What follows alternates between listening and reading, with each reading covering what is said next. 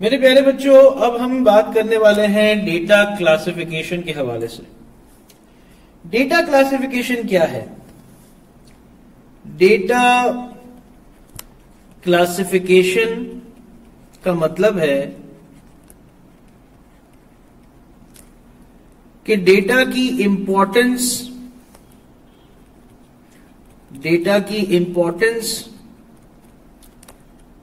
Data की sensitivity और उसके अकॉर्डिंगली, यानी इंपॉर्टेंस और सेंसिटिविटी के अकॉर्डिंगली आप क्या करते हैं? कैटेगराइज करते हैं। क्या करते हैं? कैटेगराइज करते हैं चीजों को। क्योंकि देखिए, बात सारी यह है कि आपके पास, यानी कि कंपनी के पास जो डेटा होता है उसकी बहुत वाइड रेंज है। वाइड रेंज से मतलब मेरा यह कहना है कि उसमें ऐसा डेटा भी है जो पब्लिक डेटा से लेकर हाईली कॉन्फिडेंशियल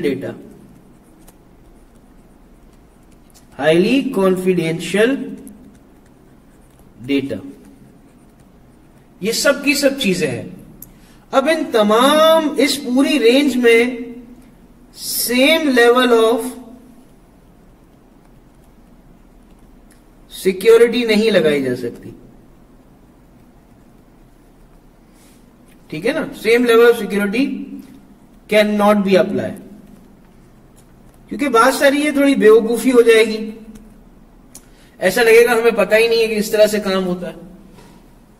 तो यहां पर इस चैप्टर में हमने गवर्नेंस से रिलेट जब बात कही, तो गवर्नेंस हमें यह भी सिखाता है कि गवर्नेंस करने से पहले आपको आपके डेटा को based on importance and sensitivity categorise करना है। तभी जाके, जब आप ये कैटेगराइज करोगे, तभी जाके आप प्रॉपर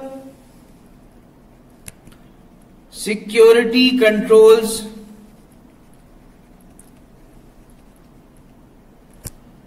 एक्सेस लेवल,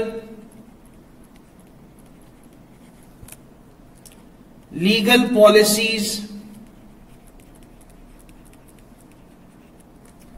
अप्लाई कर सकेंगे। ठीक है ना? यानी इन शॉर्ट मैं यहां कह सकता हूं कि डेटा क्लासिफिकेशन को समझने के बाद, या मैं ये कह सकता हूं डेटा की क्लासिफिकेशन के बाद हमें इस बात का बखूबी अंदाजा हो जाएगा कि कौन से डेटा को ओपन सोर्स रखना है, ओपन रखना है। यानी ओपन का मतलब अवेलेबल फॉर एवरीवन, और कौन से डेटा को हाईली कॉन्फिडेंशियल रखना है।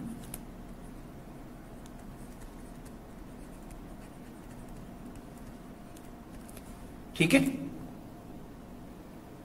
अब यहां पर हमारे पास कुछ टाइप ऑफ क्लासिफिकेशन है, टाइप्स ऑफ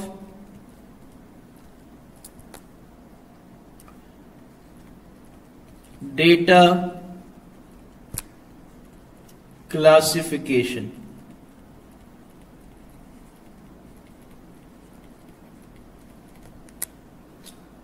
ठीक है? अब यहां पर आपने क्या करना है? सबसे पहले आपने समझना है कि पब्लिक डेटा क्या होता है। नॉर्मली ये 4 कैटेगरी में हम डिवाइड करते हैं इसको। डिवाइड इनटू,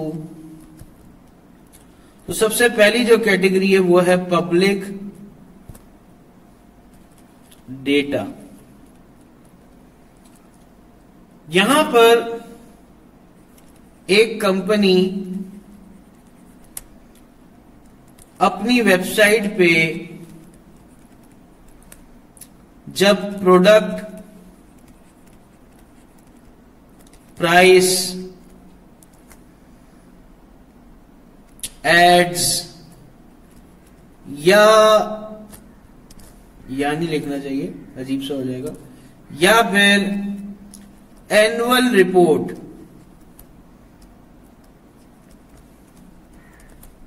ये सब पब्लिक कर देती है। क्यों ये सब पब्लिक क्यों कर देती है? क्योंकि इसमें कोई ऐसी बात ही नहीं है। अगर ये तमाम चीजें छुपाने लगे तो बंदा क्या आके परचेज करेगा? ये सब पब्लिक डेटा का पार्ट बनती है, ठीक है ना। आईकैप में भी आपके सामने हर चीज रख दी है, लेकिन हर चीज को एक्सेस करने के लिए आपको आपके लॉगिन क्रेडेंशियल दिए हुए। लेकिन कुछ ऐसी इंफॉर्मेशन है जो जनरल अवाम के लिए भी रखी हुई है, जिसके लिए आपको लॉगिन क्रेडेंशियल्स की जरूरत नहीं पड़ती आईकैप की वेबसाइट में। फिर आपके पास यहां पर आता है इंटरनल डेटा। यहां पर क्या होता है? यहां पर बेसिकली हम लेके आते हैं उन एग्जाम्पल्स को, उन बातों को जिसमें शामिल है एम्प्लॉय मैनुअल,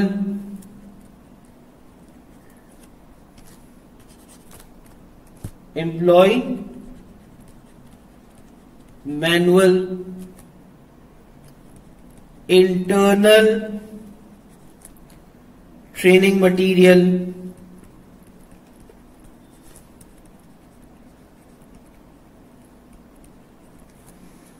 और या फिर मंथली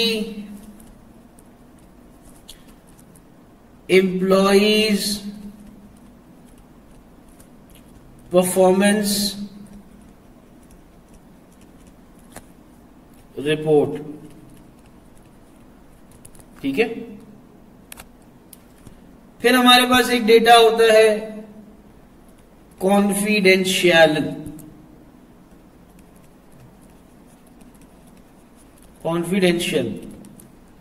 इसमें क्या होता है? इसमें आपके पास आ जाता है एम्प्लॉय की सैलरी शीट, ये बहुत कॉन्फिडेंशियल है। कस्टमर का कॉन्टैक्ट नंबर,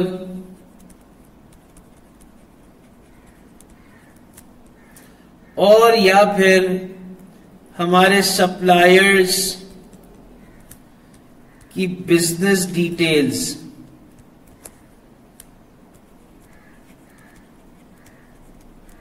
ठीक है। फिर हमारे पास एक डेटा होता है जिसको हम कहते हैं रिस्ट्रिक्टेड डेटा।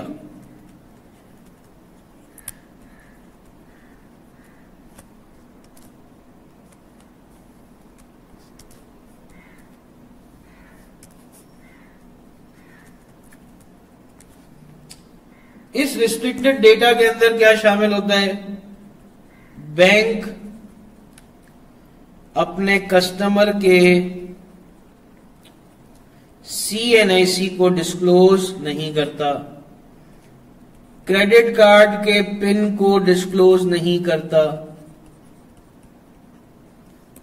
ठीक है। पेशेंट की मेडिकल रिकॉर्ड्स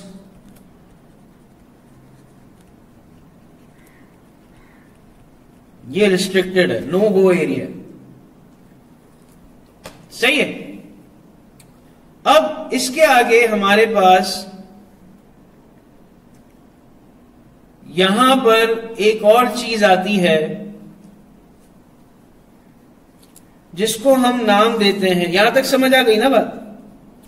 अब यहां पर हमारे पास एक चीज आती है जिसको हम कहते हैं कॉमन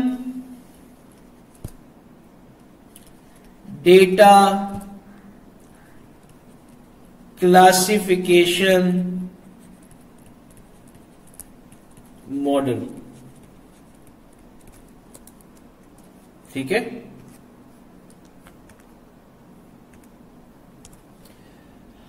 अब देखो, आपको तो पता है ना कि हर कंपनी अपने हिसाब से काम करती है। तो हम यहां पर जब क्लासिफिकेशन, पहले तो ये बता दिया, पहले जो अभी हमने हेडिंग डिस्कस की उसमें बता दिया क्लासिफिकेशन किस तरह की होती है, टाइप्स ऑफ क्लासिफिकेशन। अब यहां बताया जा रहा है कि एक कंपनी किस तरह से कौन सा क्लासिफिकेशन मॉडल अडॉप्ट करे जिसमें ये तमाम चीजें आ जाए। अब यहां पर मैं आपको कुछ फेमस मॉडल्स के बारे में बताऊंगा जिसको डिफरेंट कंपनीज अपने अपने रीजन से अडॉप्ट करती हैं based on their need.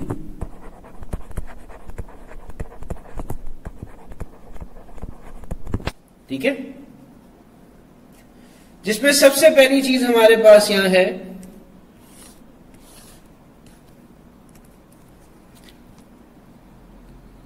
Sensitivity. Sensitivity based classification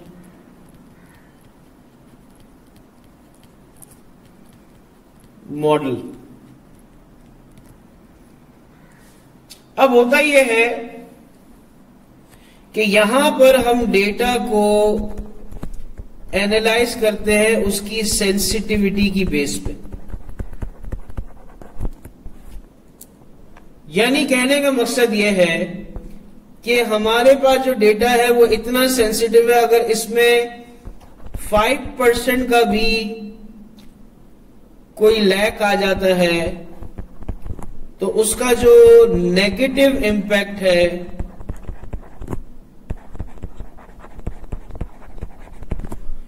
वो मोर देन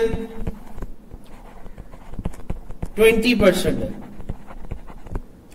इस तरह का कुछ, यानी कि मैं अगर थोड़ी सी गलती कर लेता तो कितना नुकसान हो सकता है। अब यहां पर हम कहते हैं, इसकी अगर एक एग्जाम्पल ले ली जाए कि एक बैंक है, उस बैंक के लिए कस्टमर का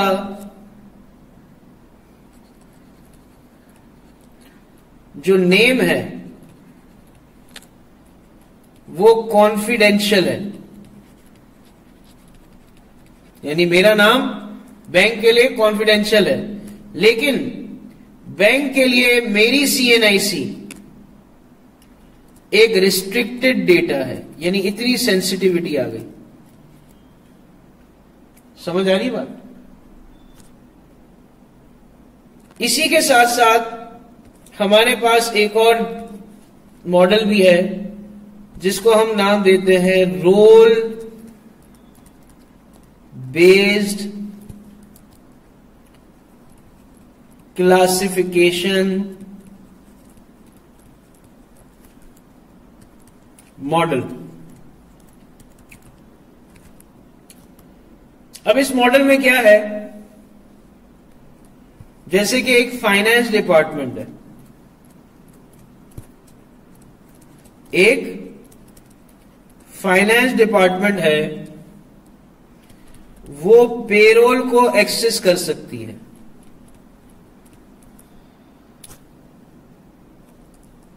लेकिन एचआर डिपार्टमेंट के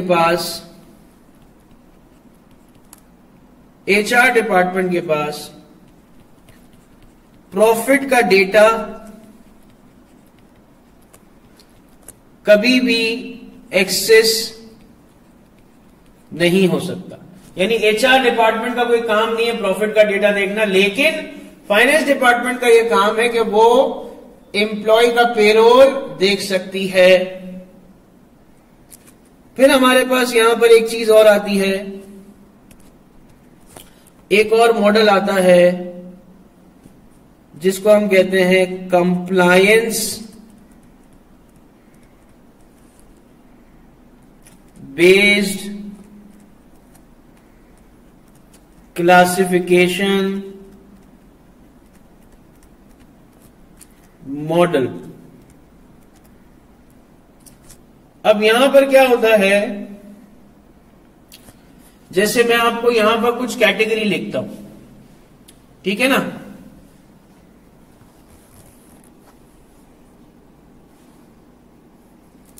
अब ये जो एरिया है ना, ये जो मॉडल है ना, बेसिकली ये समझ जाए कुछ लीगल रूल्स पे बेस्ड मॉडल होता है। अब क्या है वो,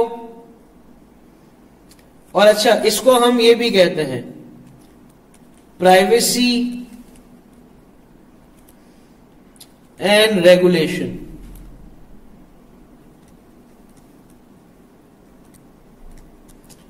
अब यहां पर कैटेगरीज है हमारे पास।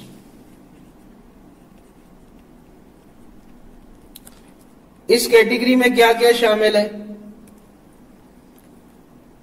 PII। PII का मतलब personal identifiable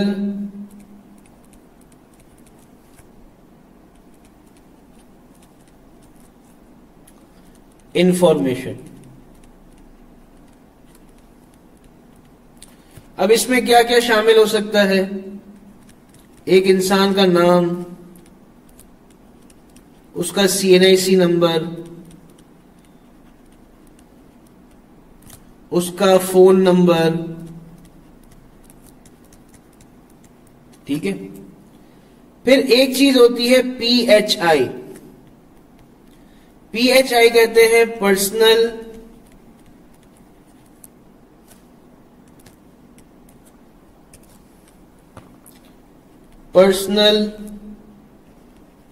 health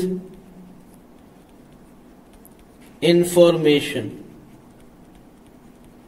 personnel health information जिसमें हमारे पास शामिल है पेशेंट की मेडिकल हिस्ट्री।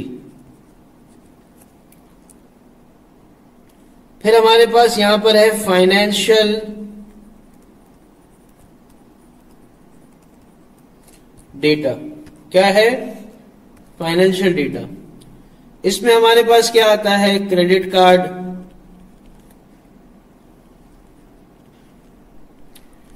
टैक्स की इंफॉर्मेशन,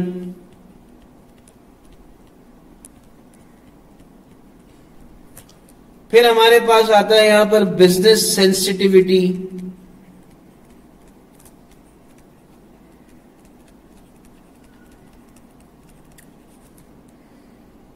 जिसमें हम कहते हैं प्राइसिंग मॉडल,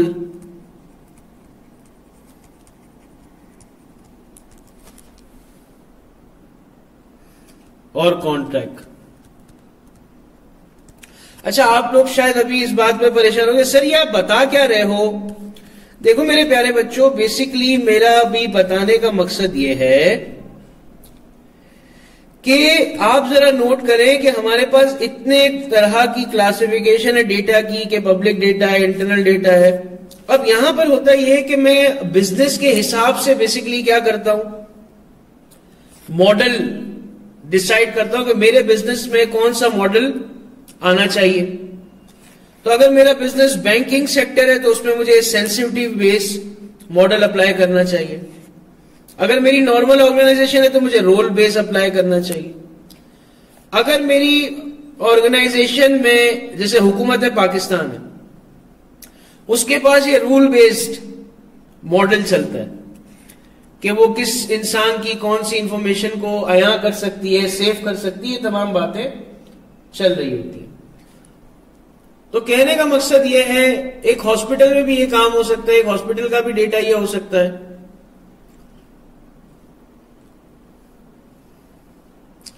तो यहां तक अगर आपको कोई मसला नहीं है तो हम आगे बढ़ते हैं।